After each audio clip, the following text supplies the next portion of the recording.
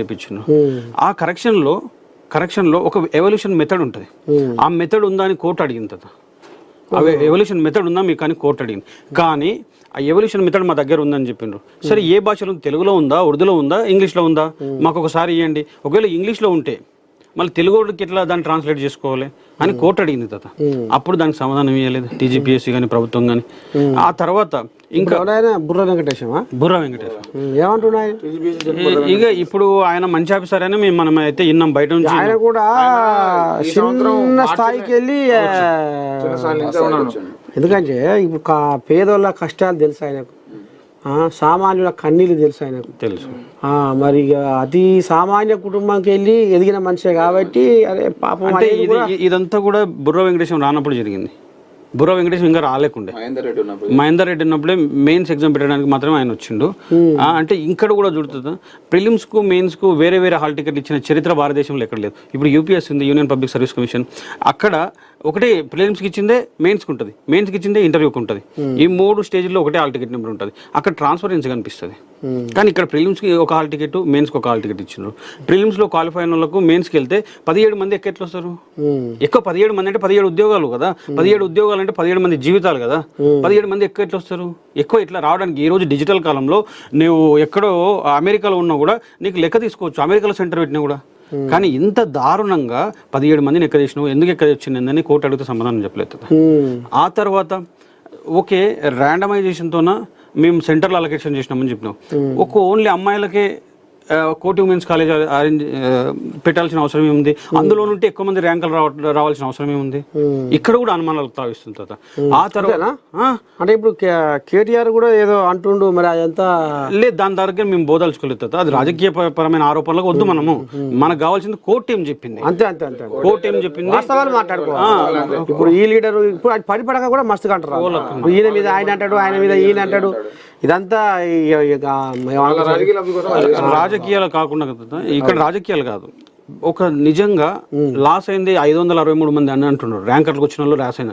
కానీ నిజంగా లాస్ అయింది, నిజంగా బాధితులు ఎవరంటే మొదటిసారి ప్రిలిమ్స్ క్వాలిఫై అయ్యి అనేక మంది గవర్నమెంట్ జాబ్లకు కొంతమంది రిజైన్ చేసి వస్తే ఇంకొంతమంది సెలవు పెట్టి వచ్చి ఊకున్నారు.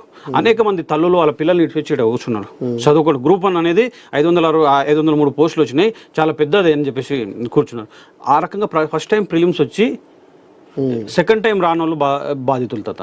సెకండ్ టైం ప్రిలిమ్స్ వచ్చి ఈ GO29 ద్వారా థర్డ్ టైం రాని వాళ్ళు బాధితులు తాత. ఇంతమంది ఈ రోజు రాష్ట్రంలో ఉన్నటువంటి 5 లక్షల మంది రాస్తే దాదాపు 3 లక్షల మంది ఎగ్జామ్ రాస్తే 3 లక్షల మంది బాధితులు తాత. 563 బాధితులు కాదు. మేము ఏమంటున్నాము, ఇప్పుడు వచ్చిన ర్యాంకర్లకు కూడా మేము ఏం చెప్తున్నాం, మీరు కూడా మా బిడ్డలే, మా అన్నలు, మా అక్కలు, మా చెల్లెలు, మా తమ్ముళ్ళు, మీరు అందరూ కూడా మనం అందరం కలిసి తప్పు చేసిన మీద కొట్లాడదాం. ఎవరు తప్పు చేసిన కదా, ఎవరైతే తప్పు చేసిన కదా వాని మీద కొట్లాడదాం అంటున్నాం. మీరు కూడా మాత్రం కలిసి రండి. ఎందుకంటే రేపు ఆఫీసర్లు, కాబోయే ఆఫీసర్లు అంటున్నారు. ఆఫీసర్ అంటే ఏంది? ఒక సమస్యని విశ్లేషించాలి. సమస్య ఎక్కడుంది, ఆ సమస్యను విశ్లేషించి దాని దగ్గరికి మనం వెళ్ళి దాని మూలాలకు వెళ్ళి దాన్ని పరిష్కరించాలి. ఇప్పుడు సమస్య ఎక్కడుంది? టీజీపీఎస్సీ దగ్గర ఉందా, ప్రభుత్వం దగ్గర ఉందా?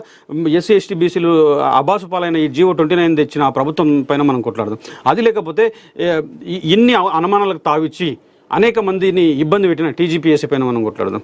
ఆల్రెడీ కోర్టులో కొట్లాడుతున్నాం. ఈ రకంగా కొట్లాడితే మీకు కూడా మా మద్దతు ఉంటుంది. మీరు చదువుకున్నారు, మేము చదువుకున్నాం. కొన్ని మార్కులు మీకు ఎక్కువ వచ్చినాయి, ఆడ ఉన్నారు. కొన్ని మార్కులు మాకు తక్కువ వచ్చినాయి, వెనకాల ఉన్నాం. కానీ మాకేం లేదు. మీరు ర్యాంక్ ఇచ్చినా, ఒక నిరుద్యోగికి ర్యాంక్ వచ్చిందని హ్యాపీగా ఫీల్ అవుతాం, మాకు రాకపోయినా.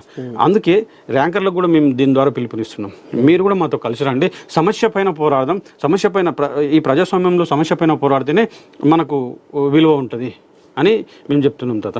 ఆ తర్వాత గ్రూప్ 1 మీద క్లియర్గా 222 పేజీల డాక్యుమెంట్, అసలు తీర్పు తాత.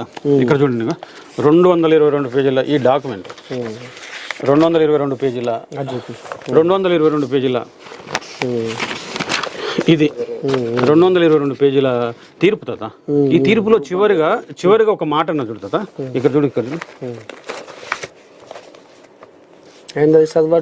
while conducting the group 1 mains examination had not maintained the transparency, integrity, acted in biased manner, deviated their own rules. Group 1 exam, mains exam conduct చేస్తే దీంట్లో ట్రాన్స్పరెన్సీ లేదు, దీంట్లో ఇంటిగ్రిటీ లేదు. అట్లానే సొంత రూల్స్ని ఒబే చేసుకున్నటువంటి టీజీపీఎస్ అని చెప్పి కోర్టు చెప్పింది తర్వాత మేము చెప్పడం కాదు. ఆ తర్వాత డీవియేటెడ్ దేర్ ఓన్ రూల్స్, మీ rules acted in bias manner, మీరు బయస్ మేనర్ ఒకవైపే మీరు చూస్తున్నారు అని చెప్పేసింది. ఇట్లా నెగ్లిజెన్స్ అండ్ ఇన్ఎఫిషియన్సీ, ఒక టీజీపీఎస్ని కోర్టు నెగ్లిజెన్స్